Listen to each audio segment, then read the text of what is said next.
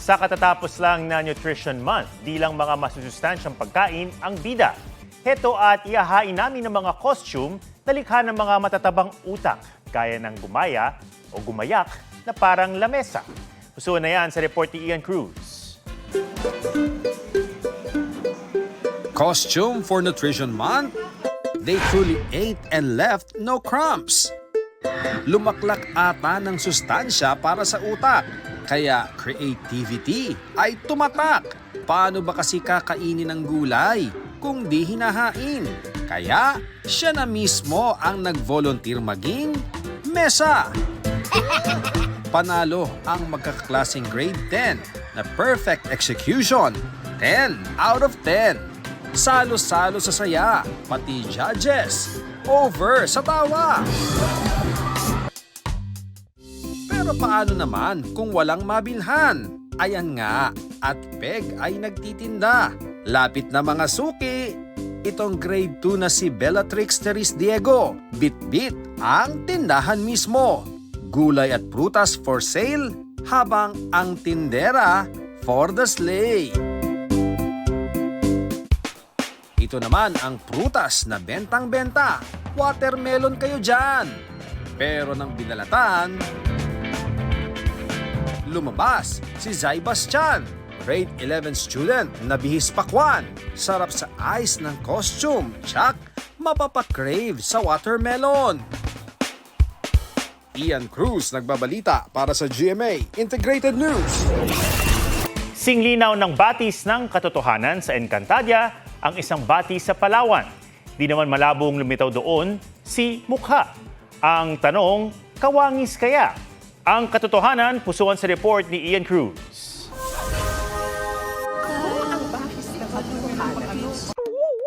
Parang hindi naman. Ang aking sasabihin ay pawang susuhanan na.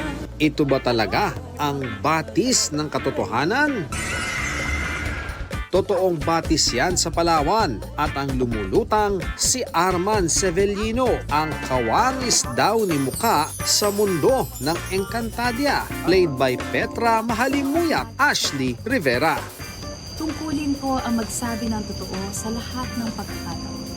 Fan daw kasi talaga siya ni Ashley, kaya game kahit babad na. Pati nga ang kaibigan, nag-alaray na mitena. Sino pa ang pinakamalakas sa buong Encantadia? Ang OG mukha nakisabay sa paglaganap ng kanyang mukha. Ano, babad na ako dito, oh. Pero sa GMA Gala, sa bathtub naman siya nagbabad. Ng netizens ang nagtanong sa batis ng katotohanan kung ano ang kanilang nais malaman.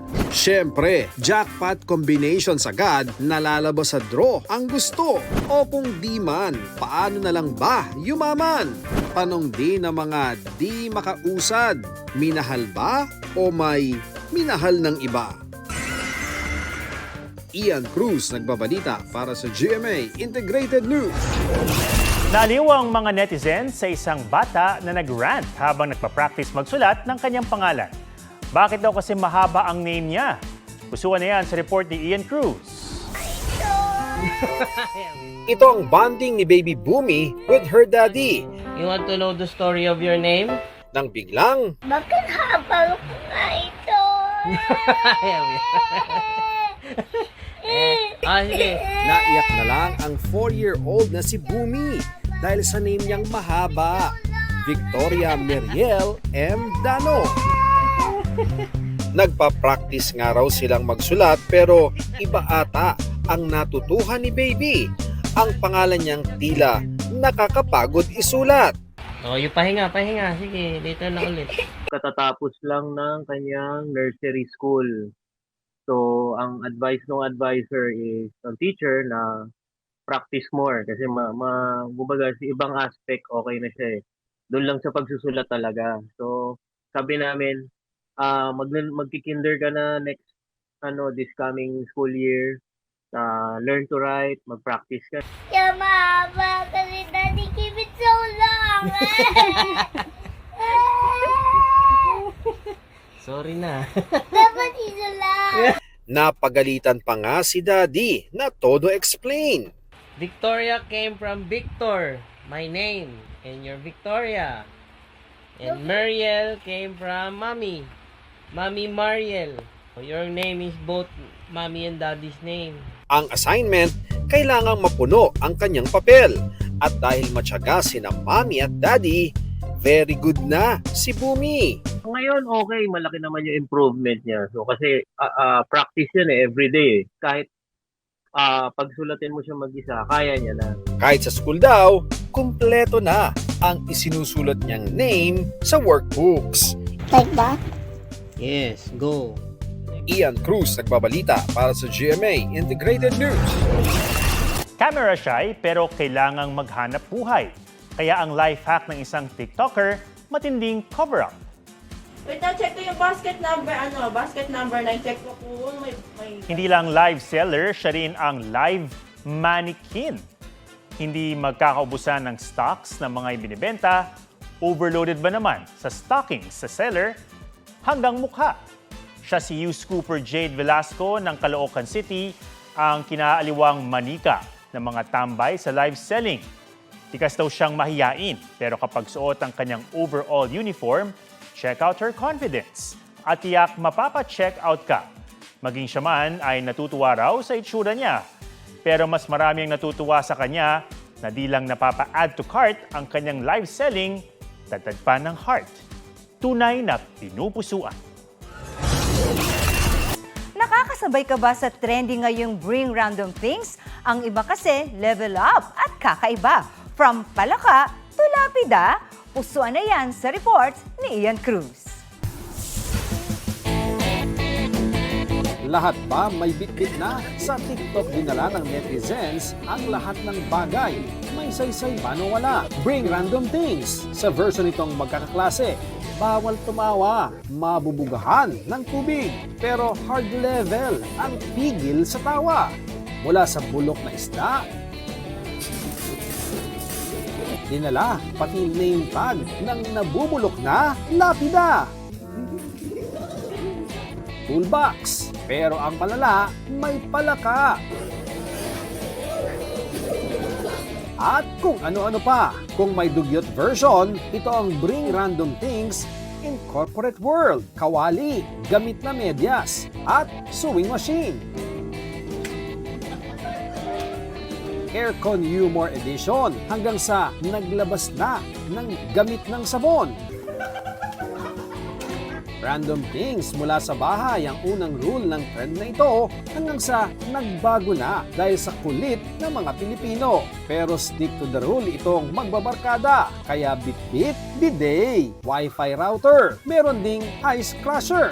At dahil all for fun lang ang mga ito, laruan ng binida ng isa. Literal na nilaro. Ian Cruz nagbabalita para sa GMA Integrated News.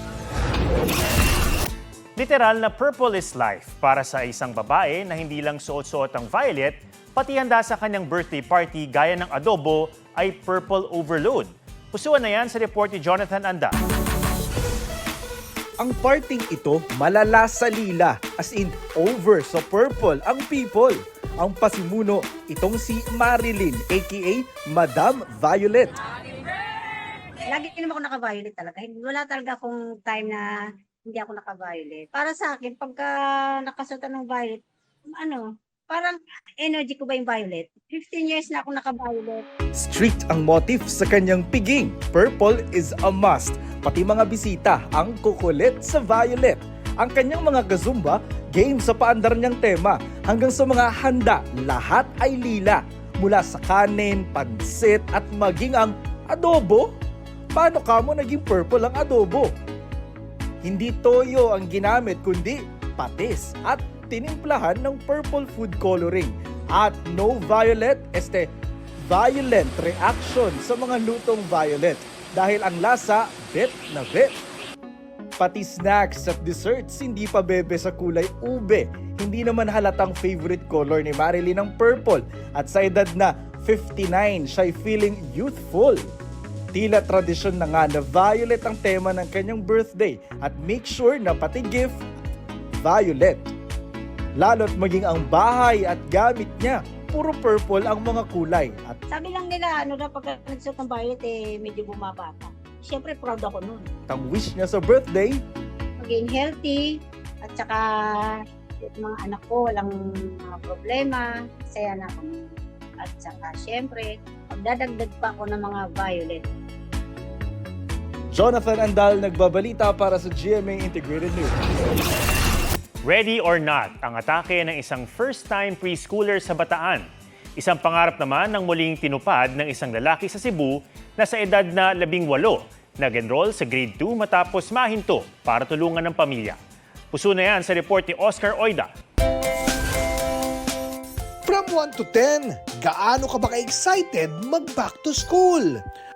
Ang 2-year-old na si Butchoy ng Samal Bataan, diretsahan niyang sinagot. Ready ka na ba mag-school? Hindi pa! Pero kahit di pa raw ready pumasok, all smiles naman siya sa kanyang complete uniform with name tag pa. May pasayaw pa. Yan siya habang pine-perfect ang kanilang art activity. Hi guys! Ayon sa kanyang mami, mukhang nag-enjoy si Butchoy sa kanyang first day sa daycare. At ang favorite subject ni raw, recess. Sa Cebu, balik eskwela is real para sa estudyanteng si AJ Sumampong. Age is just a number dahil kahit 18 years old na, nag-enroll pa rin siya sa grade 2. Sa unang araw nga ng klase, active na agad sa pagsulat at recitation si AJ.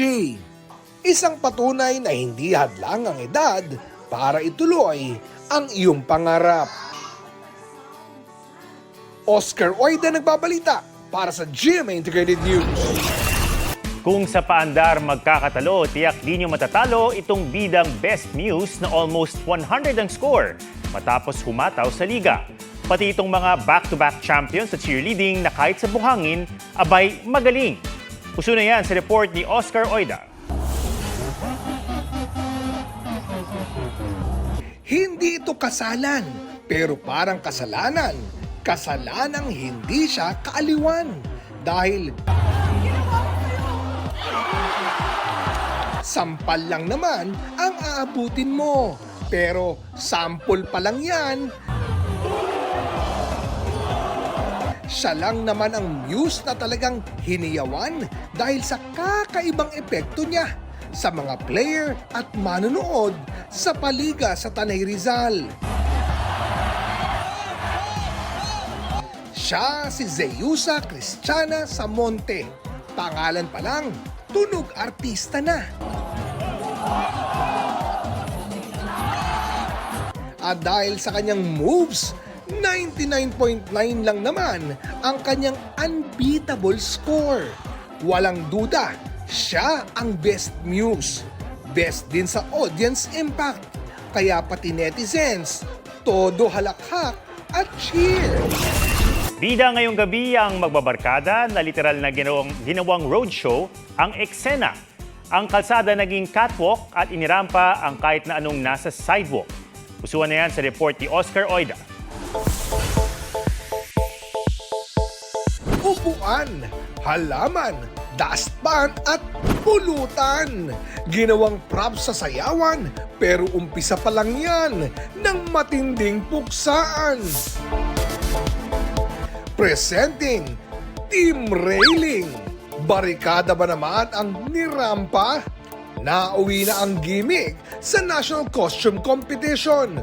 Push kung push sa pagkakwela. Push cart ang eksena. Cartriona in pares? Hala, halaman ang dala. Nagsanga-sanga na nga ang katatawanan dahil sa mga bit-bit nila. Ang paandar na mga magkakaibigang yan sa Blooming Treat, Maynila, di na raw bago. No plants were harmed daw. At naibalik naman ang kanilang mga ginamit. Sakto pang muli silang nagkita-kita dahil birthday ng kabarkada.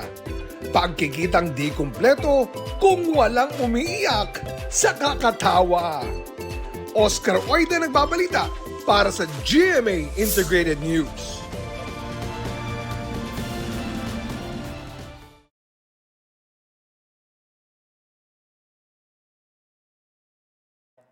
Huwag magpahuli sa mga balitang dapat niyong malaman.